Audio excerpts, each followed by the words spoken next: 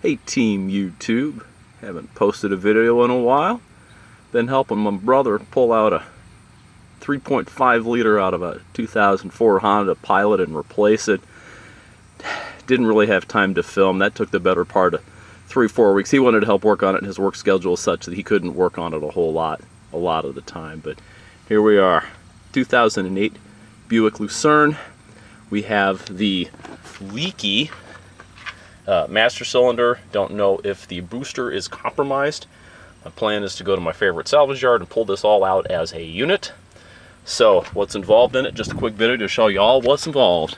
Got 4 studs on the back and then a rod that connects to your brake pedal linkage, and that's it on this side, and we'll show you what's on the front too. Let's go to the car, to the Batmobile, Robin. And 'tis but a flesh wound. Just the 4 holes where the studs from the brake booster go through, and a little grommet type of thing going through the firewall there. The way I got it out is I removed the EGR heat shield. I removed the intake bellows. Probably didn't have to do that. Also removed the bypass tube. Again, probably didn't have to do that. It provided, it's way up here, but it provides you room for your hand to go through. By the way, hands are clean because I went and washed them. I'm gonna drive to junkyard. I don't like my steering wheel getting messy on the service car to go out there. The minivan you've seen so many times before. Obviously pulled the brake lines off. I released the fuel line with one of those little fuel line pliers so as not to damage it. I pulled off the vacuum line that goes to the brake booster, and I pulled off the evaporative emissions off of here. I just used a 10mm bolt to pull it out there, and just kind of wiggled out the O-ring. Use a little silicone to put it back in, of course, something like that. But that was all I really needed. You do definitely need the slack up here removed, because it just doesn't want to kind of move out otherwise. That thing's kind of throttling your progress to pull it all out. And look at all that juicy brake fluid just dripping all over that big old Mongo harness. So it's really not that difficult to do, and the reason I did it, well, because it was damaged, is because or leaking, is because a shop wanted $1,100 to do this. $550 or $600 in parts and whatever. It was just like, you've got to be kidding me. I've worked on it a little bit on and off this week, and I can tell you, I don't have anywhere near to 4 or 5 hours of labor in this yet. I probably have maximum 90 minutes to get this thing out. And I'm not doing anything special, gang, but if you think this is hard, or you just wanted to kind of know how difficult it would be, it ain't that difficult. Yeah, I'll even throw in a little thing about the tools needed. Alright, 2 cover type things have to come off this thing. You got the outside cover. It's held on with 2 7mm fasteners, and then you have one of these, like, push hard to install, pull hard to release type clip fasteners. We got 1, 2, 3, 4. It just pulls straight out. Not really a big deal. Then you got this plastic molded part. Again, pretty straightforward. There's a couple of push nuts, I think, that hold it in. Again, not any big deal. Oh yeah, they just kind of stayed with it. I just used a little pry guy, probably slotted screwdriver, or plastic push nut pliers to remove those. And hey guys, really not a big deal. All right.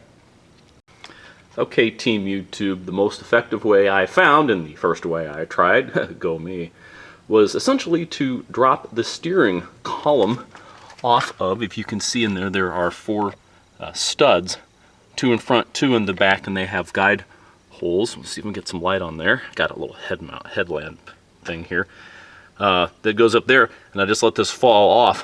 After, you can see in the back here, there are 4 holes on the firewall.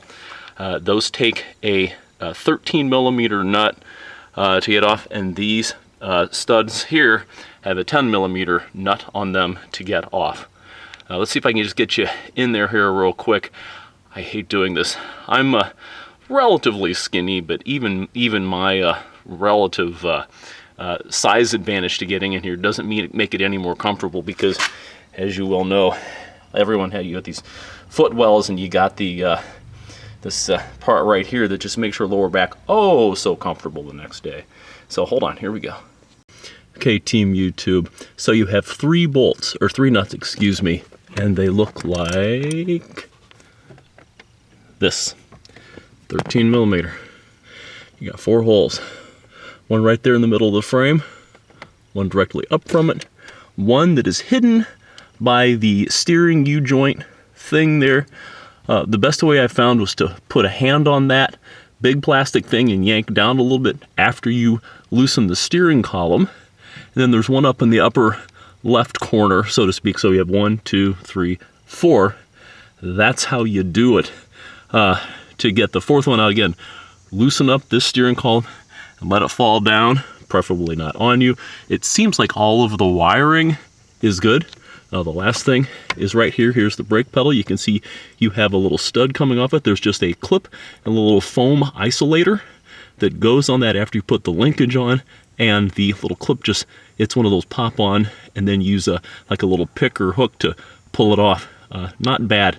So let's go up in the front of the motor, or front of the car, just to see what you got going on up there. Hey Team YouTube.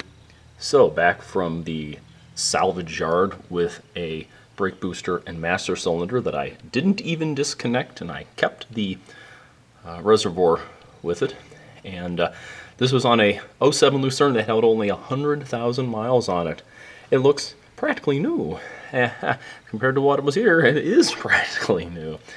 Anyhow, just not to put too fine a point on it, when you're pushing this thing back onto the firewall, and you kind of use this to kind of, use the master cylinder to kind of get it put into position, you might need a helper to kind of hold it in position, because coming around here, and by the way, I let the steering wheel column down just very gently. Now all of those studs are sticking through the firewall. You can kind of get at them.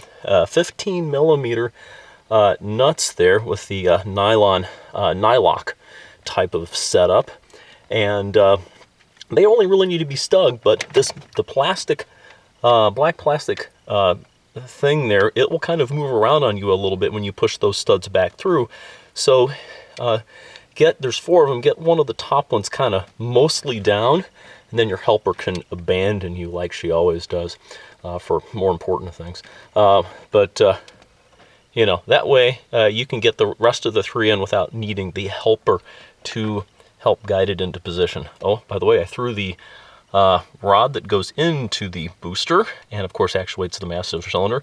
Got that put back on there. I haven't put the little foam washer or the little keeper clip back on, but this job is it's very awkward working in the wheel well, but other than that, it's really not that bad of a job. So have a great day, Team YouTube. Last thing before I forget, that nut there with the washer thing that you put the steering column back and hold that back up, that is a 13 millimeter. So I keep calling it a 10. It's not. It's 10. Here's my 13. Booyah.